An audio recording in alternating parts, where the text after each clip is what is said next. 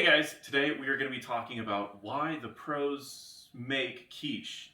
But there will be an important message at the end of this video, so I just want to make sure everyone does stick through the entire video until the end because it is going to be a pretty exciting video. So we're going to be talking about why the pros make quiche. Now, quiche is an egg dish. Quiche in French means egg pie. It's named after Alexander Quiche. Alexander Quiche, he was just known for making all sorts of foods with eggs, and that is how we ended up with quiche. So the reason why the pros tend to use quiche is because it's the most efficient egg dish. And what I mean by that is out of one dish of food, you can make food for a numerous amount of people. And there are a lot of different ways to make quiche as well, using extra ingredients that they might not have used for anything else, making quiche the most efficient dish. If I was to make a tier list for egg dishes, what we'd be looking at is we would have quiche as the S tier. Then we would probably have like Eggs Benedict because it's just so good. I'd have like a basic scrambled egg in the middle, and then down at the very bottom would be a frittata. Frittata, if you guys learn anything from this video, a frittata is just an inefficient quiche. And that's gonna be the big thing that I want you guys to get out of this video. Don't make frittatas. It's not worth the time. It's not worth the effort. The quiche is where it is at. So the pros all have different approaches to these quiche videos. You know, there are pro chefs in restaurants that tend to go with pretty big quiches, and they will usually go with like the quiche Lorraine, which is a very common quiche that you're going to be seeing. And they can sell that quiche, about 6 slices of that quiche for about $10 a piece, making $60 for just a basic little breakfast restaurant. Where you'll have some bigger chefs like Gordon Ramsay who will make a quiche selling it for nearly $30 a slice, making well over $100 per quiche that they make. The average people like you and I, the reason that I recommend quiche is because it's very healthy, it's efficient, and you can make food for your week. You can have quiche for breakfast every other day and only have to make quiche once. So that is why I recommend quiche so heavily. So what are you guys going to need to make quiche? Well, the Quiche Meta really changes over the years. So we do have some newer quiche players in the group, newer quiche craftsmen that are going more of this bacon and ham style of quiche because it adds a lot of flavor. But sometimes you want to go with more of the original route using hand-picked spinach that is individually washed leaves. And the meta has shifted over the time, and it also is pretty regional as well. The NA chefs do tend to focus more on heavy with the cheese and heavy with the cream, where you'll have more of the EU chefs focus more heavily on using more of like a Parmesan or Parmesan cheese. And they focus more on that, where the heavier cheeses are on the side of the NA chefs. So that's really how the meta has shifted. I'm going to be bringing out a full meta analysis video on quiche so everyone can understand further into the quiche meta, but I don't want to get too much into that. So I'm going to talk about what you really need to make a quiche. Quiches are rather simple. You need eggs, and you can use really any type of eggs that you want. You need a type of cheese that's a little strong for the inside of it. Again, the French tend to use more of the Parmesan cheese, while over in the west side, the NA chefs tend to use more of like a feta cheese. I personally like the feta cheese. I think that it adds a ton of flavor, and it already has some thick clumps that give kind of like a bubble inside the quiche that's a really, really good flavor. You're gonna need a heavy cream. It could be a heavy whipping cream, could be just a heavy cream, doesn't really matter. And then you're gonna need some milk. The milk that you get, it could be skim milk, it could be 2%, it just depends. But we're usually gonna be doing about half and half, so even if you just have like a half and half creamer, that can work instead of both of these, so whatever you end up having. Then you're gonna need some sort of pie dish or a crust. Now, I'm not gonna be teaching how to make a crust here because I know a lot of my followers in this why the chefs, the pro chefs make series are keto. I'm not gonna teach how to make this because this is not keto. If you are gonna do keto, you can simply just use the tin itself And then you can do a little bit of butter on the bottom. And if you're worried about the metals in there, what I usually recommend is using a wax paper. That way you can cook the quiche on top of the wax paper, and you've got yourself a keto-friendly quiche. So, with the quiche, that's all you need. That's literally all you need. But if you want to make your quiche a little bit more exciting, is when we have all these other ingredients out here. One challenging thing, and this is where a lot of the competitive chefs, but not necessarily the pro chefs, make a big mistake. The competitive chefs don't realize that all these fancy ingredients that you're adding to your quiche are going to add the flavor to the entire quiche. And it can be overwhelming, and it can have too many different flavors. So that's the first major mistake that a lot of the competitive chefs make that the professional chefs don't. The professional chefs understand that if you were to add a single onion to any part of that quiche, the whole thing's going to taste like onion. The same thing with ham. It seems like it would be easy to kind of do the pizza option where you can just put half and half, but in reality, the flavors are going to mix throughout the entire thing, and you just won't have that option at all. So I'm going to talk about what some of the chefs use. And again, there are a lot of chefs that end up going with the approach of having spinach, we've got mushrooms. Now, if you want to look at kind of what Gordon Ramsay goes, Gordon Ramsay really likes to use these yellow and white onions. Well, if you want to go more the Giada route, Giada really likes to go more for red onions, and this is a pretty sharp taste. It stings a little bit, but she also tends to put a little bit of vinegar in her quiche, which is very different from what a lot of these other professional chefs do. My trick, shallots. Shallots add kind of a meaty, more medium taste to it, and it's really, really good. I also have a couple other tricks at the end, so again, make sure you watch the whole thing. And so now that you know kind of what you need, I'm going to talk a little bit about how to make this quiche and how to make it really good. So the first thing that we need to make sure is we need to figure out how many eggs we want. And what I usually say is you can go through here and you can add in all of the eggs until it surrounds the pan that you're using. And once it surrounds it, you're pretty good. Or we can go with the art of war. Sun Tzu said in the art of war that you use 8 eggs because if you use 9, you won't have room for ingredients anymore. So we can definitely go with Sun Tzu's route. We've got ourselves 8, or I believe we have 9 eggs here, but these might be a tad bit smaller than I usually use, so we are going to end up just going with these 9 eggs.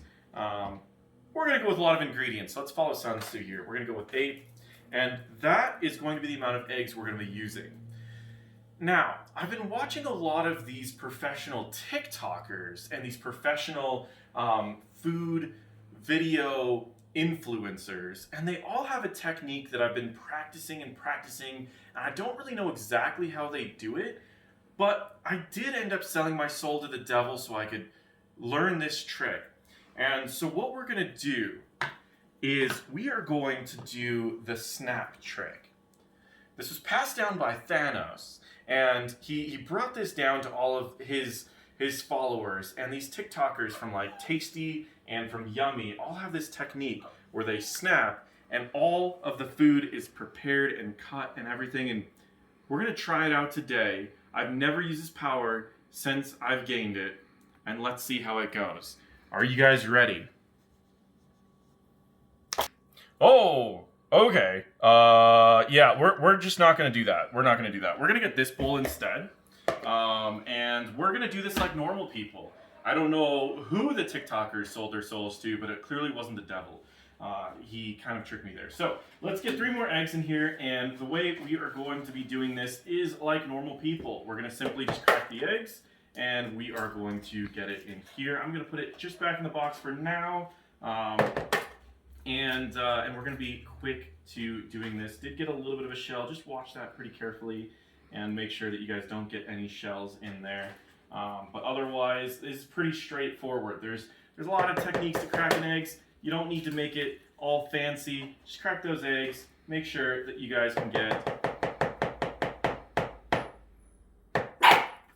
No, dog, there's no one at the door. I promise you. It's just me. No. Whole eggshell in there, that's okay. Just take it out, guys. This is not complicated. Just get these eggs in there as fast as you can.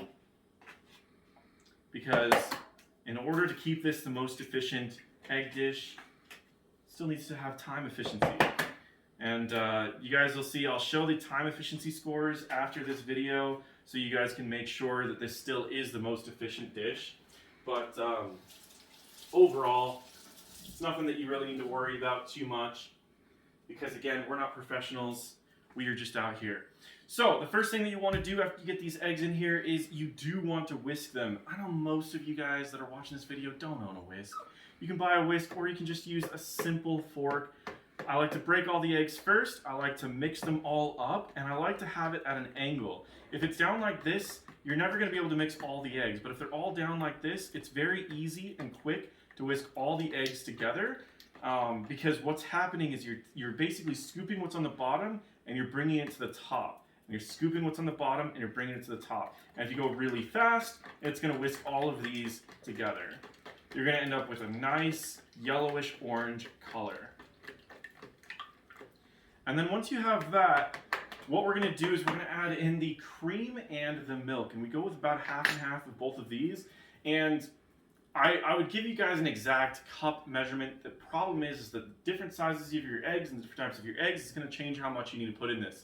So instead, I'm going to tell you we're going to be looking for a chalk yellow color.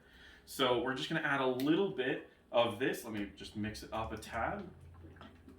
We're going to add just a teeny bit of this. And we're also going to add just a teeny bit of milk and about the same amount of milk. And we're going to mix this back up. And again, we're looking for that chalk yellow. So this time I will be using a whisk just because I have one and it saves a bit of time. So again, we've got a nice yellow color, but it's not quite that chalk yellow yet. So we're going to add in just a teeny bit more of both of those. This is about the color we're going to be looking for right here, is this chalk yellow color. So once you have this chalk yellow color, you know you have a really solid setup for a quiche. Now, it's simple, guys.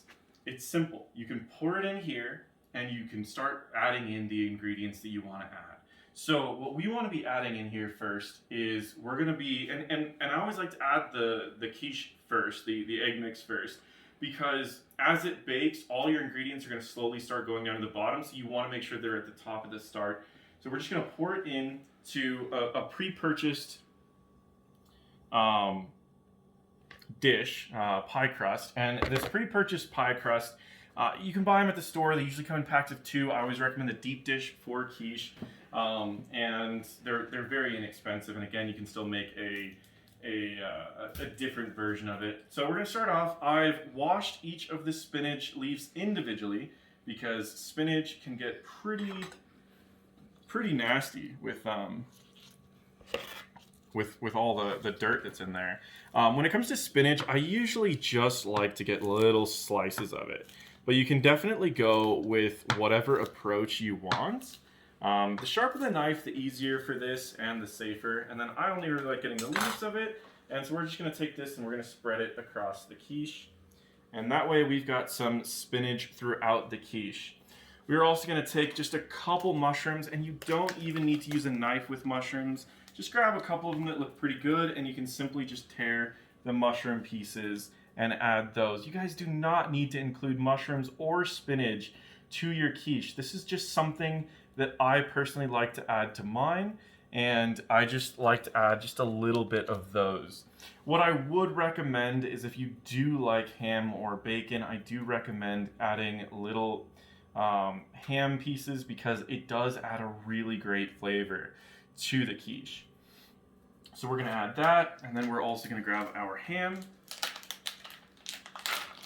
And again, we're just going to grab a chunk of it, and we're going to spread it out. And that one automatically will just fall right down to the bottom, and you'll have a lot of really good flavors in that quiche. We're going to grab that feta cheese that we have. And again, this is a pretty good looking cheese. You can see it's just a crumbly cheese that's a very strong flavor. We're going to put a couple full pieces in there. and then we're also going to crumble up pieces around it. And that's the primary cheese that I like to use, but I will sometimes add extra cheese on top of it after it's done cooking. So I've got a couple pieces just around, and let's just start crumbling it now, because this is a crumbly cheese. So we want to crumble it, and we want to just add the little crumbles around the rest of the quiche. So now what we have is we've got a solid quiche. Now, one other mistake that a lot of chefs will make when they are adding their ingredients to a quiche is they'll put the pepper in right now. While you can put a little bit of iodized salt in right now just to add a little bit while it's baking, you don't want to put the pepper in right now, because this is still basically a wet mix. And if you've ever added pepper to a wet mix, you'll realize it will absorb a lot of it, and you'll lose a lot of the flavor of what pepper brings. So we have to wait until the quiche is fully cooked before we add any pepper to the quiche. And the same is true if you're going to be wanting to add any of these like major flavored salts, like a Himalayan sea salt, or sea salt or Himalayan pink salt. One thing that some people do add a little bit of is paprika, just because it does kind of go throughout the quiche, but I don't recommend a lot of it. And it's okay if it's uneven, because again, while it's cooking, it's going to kind of move its way around it. And that's what we have. We have ourselves a solid quiche right now. We are missing one of the most important ingredients though, and this one I personally would recommend. These are the onions. So onions are a really cool fruit, vegetable, fruit. Onions are a food, and onions are a really unique food in that it tastes very different when cooked versus when uncooked. So what we're going to do is we're going to chop up a couple onions, because I do want to teach you guys how to chop up these onions in the ways that the professionals do it, as well as the way that if you guys just want to do it yourself. So professional chefs at restaurants tend to use a pretty standard approach, but some professional influencer chefs like to do this method. And basically this method is going to be, it's usually called a slice and dice method. And so we're going to take this onion and we are going to just remove the outsides.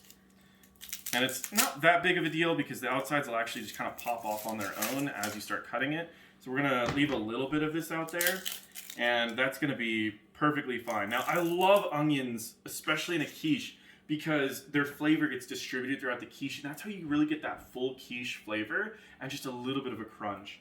So the way that I like to cut onions is this, it's kind of a fancier method, but you're going to go off on the side like this, and you're just going to drop the onion down, and you're just going to cut really quickly a bunch of little lines. And you can go about to the midpoint. You don't want to go too much further than the midpoint. You're going to cut all these lines, and the way that an onion is shaped is that there's all these different layers, and all the layers are going to stay connected while we're cutting it from this side. But all these layers are going to suddenly turn into your little dices. And so you can see we have all of our little diced onions right there. And you get yourself already chopped up and diced onions without needing to go through the whole process of slicing and dicing all of these onions individually. So this technique right here is one that you'll see a lot of like influencers go with. And we'll set that one aside. Then there's also just the other options where you can just go through, make sure that you've cut into the side, and we are going to just get this little one, kind of get that off. And there's a ton of approaches. I know some people like to just chop it into fourths and then just chop it apart. So they'll just take this, they'll cut off the end. And once the end's cut off, they just kind of go through it. They usually like to cut into these so that you don't get too much from the middle. And then they usually will just go right for it and just start chopping each of these into smaller pieces. Now, for me, this is less of a magic trick and more of just like, I don't know, people that just really like to cut stuff. So that's definitely a possibility. Now, professional chefs are going to tell you that you should never lift up your knife while you're cutting, because it's the only way that you're going to get cut. You probably should listen to professional chefs, but I don't really use knives a lot while cooking. But also,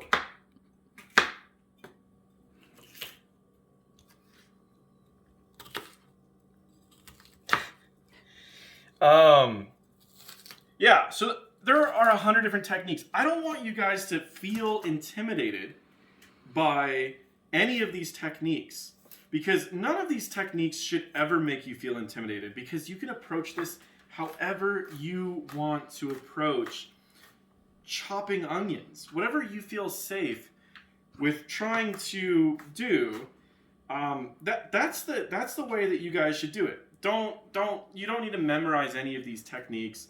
You definitely don't need to. Basically, what I'm saying is, be who you want to be, you know? Like, everyone's trying to, like, make us be someone who we're not. And at the end of the day, like,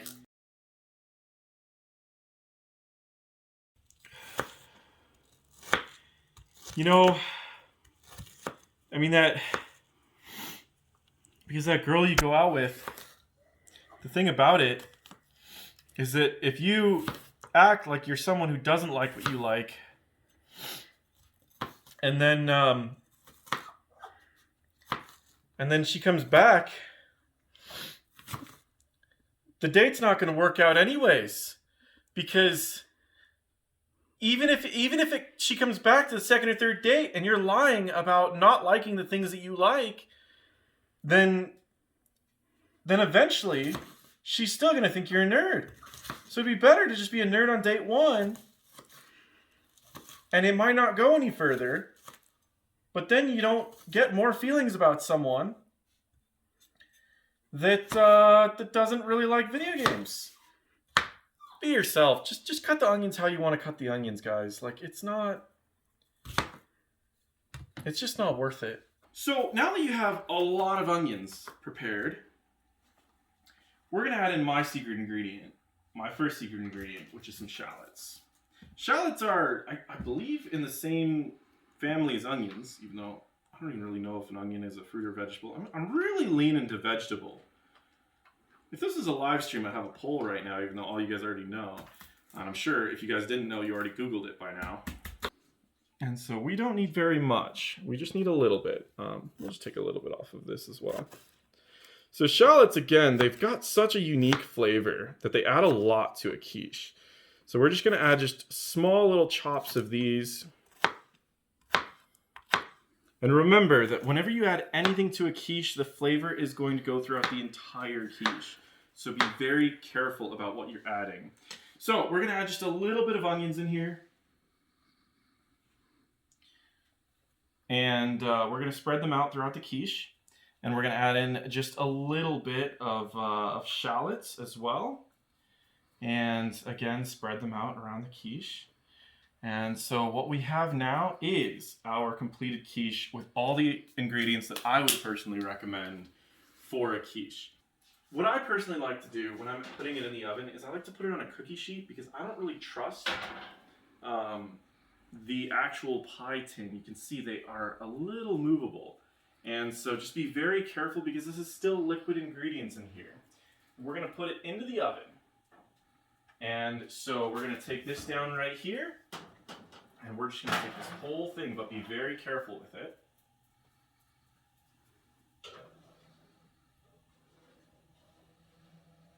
Once it's in the oven, you're good. Now, how long is it supposed to be in the oven? How hot is the oven supposed to be? Well, again, I could get back into the quiche meta when you can learn the different sizes and types of quiches, and you can get into all the different intricacies of how soft you want your quiche to be, or what kind of consistency you want it to be. The quiche meta, it shifts a lot. I think that the most common meta right now is 350 for 45 to 55 minutes, depending on how big it is. I'm going to make this real easy for you guys. If you followed all of my instructions, you're going to go 40 minutes at 400. It's pretty easy to follow. All right, guys, so there were some other ingredients that you've seen quiche professional quiche chefs make and include in their quiches. Now that it's in the oven, I do want to talk a little bit about some of these ingredients. So, what you'll see, I would say, is the most common ingredient that I didn't include. It is a very healthy ingredient. Is garlic. You can use minced garlic. You can use just garlic that you'll end up crushing yourself. So garlic is a common one. This is kind of the Parmesan cheese that you can include if you want to. This is from Tuscan. And there are a lot of different places around the world that use a variety of ingredients.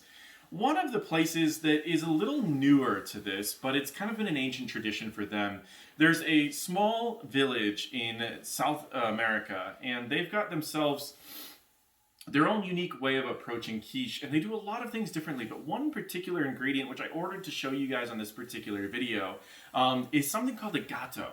And I don't really know exactly what a gato is, but I picked one up, and I do want to show it to you really quick. So I'm going to go off screen for just a second. I'm going to show you guys a gato.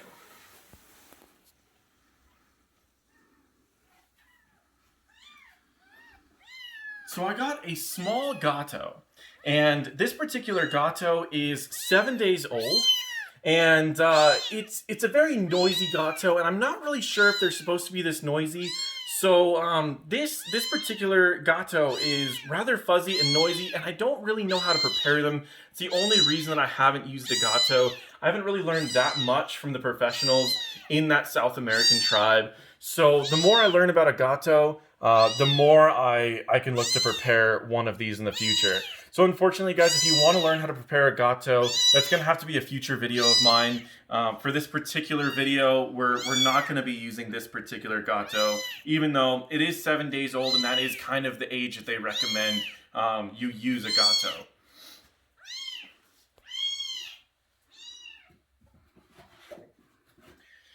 Another ingredient that is very common in quiches is mozzarella cheese. And mozzarella cheese is kind of a tricky ingredient because if you don't add enough, it's almost like you didn't add any at all. But if you add too much mozzarella cheese, then it can make each bite feel a little too heavy.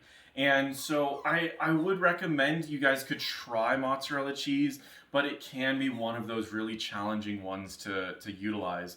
So I did have some mozzarella cheese available. Unfortunately, I ended up just using it for another thing. But those are all some options that you can do. I just wanted to share all of those while we're waiting for this particular quiche to cook.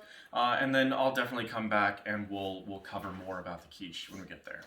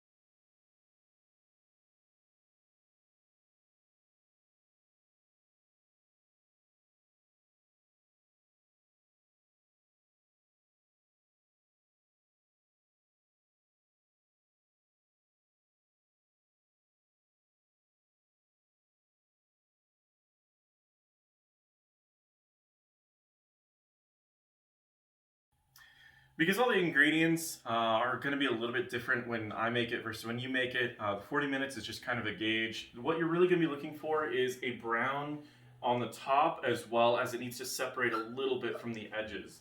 So it should be good right about now. Always use safety.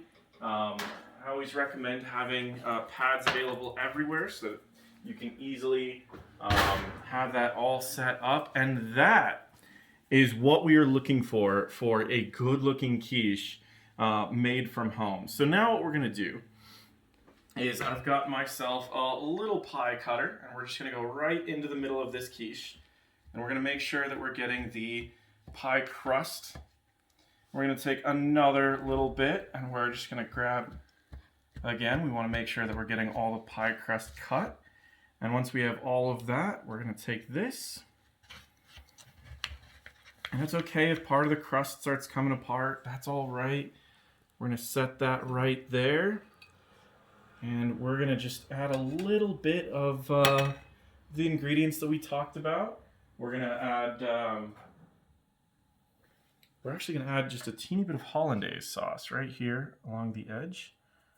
And just kind of go like that. Hollandaise can add a lot of flavor to it. We're also gonna add a little bit of sour cream over here, in case you want that. Be all fancy.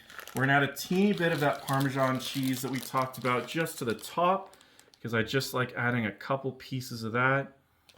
And this is where, if you wanted to, you could add the pepper, you could add the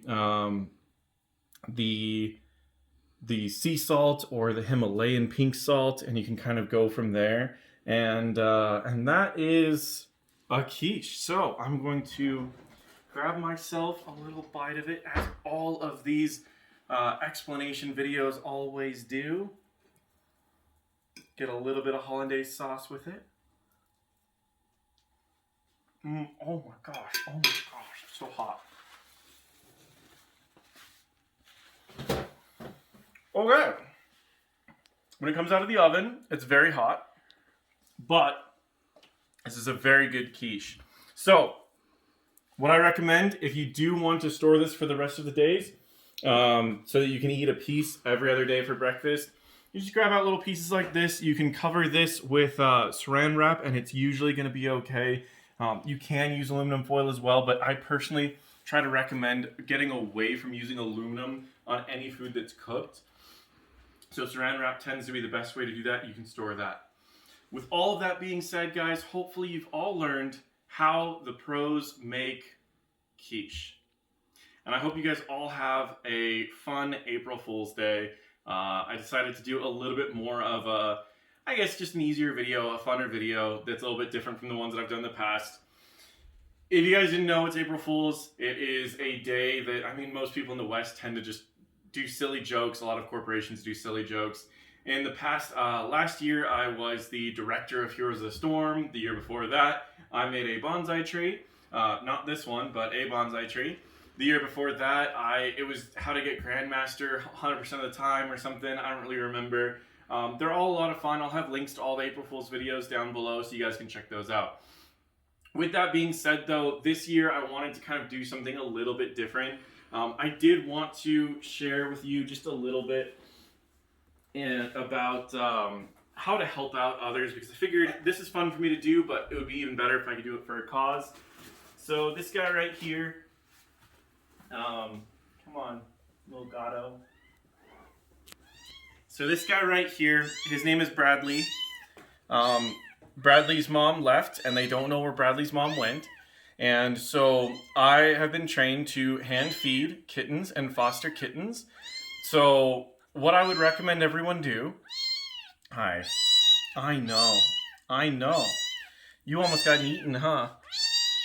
Yeah. So no kitties were harmed in the making of this video, nor any other video. But I do recommend everyone go look at their local shelters and give them a call and say, what do you need help with? Sometimes you need to foster kittens like this that have lost their parents.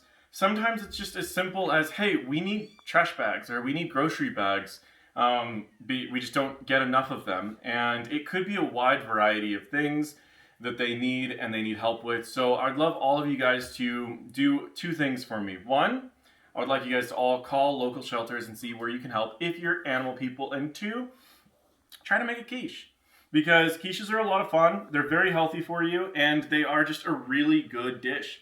So try to make a quiche. Last time around when I did the bonsai video, I got a lot of pictures of people who went out and made bonsai videos, or bonsai plants, even though I was kind of doing it as a joke. So I'd love for you guys to do this. Hashtag on, at me on Twitter, hashtag NotParadox, and then my @ is not_paradox. Do both of those, and then tell me what ingredients you put with it, because I loved getting to see all these bonsai and see what they did with the rocks and see what they used for the dish and what plant they used. So I'd love to know what ingredients you guys are using for your quiches. So send them over to me on Twitter, and make sure to call your shelters, let them know. And if, again, we're going to end on just one thing. Just always remember, a frittata is an inefficient quiche. Thank you guys so much for watching. Feel free to check out my other videos.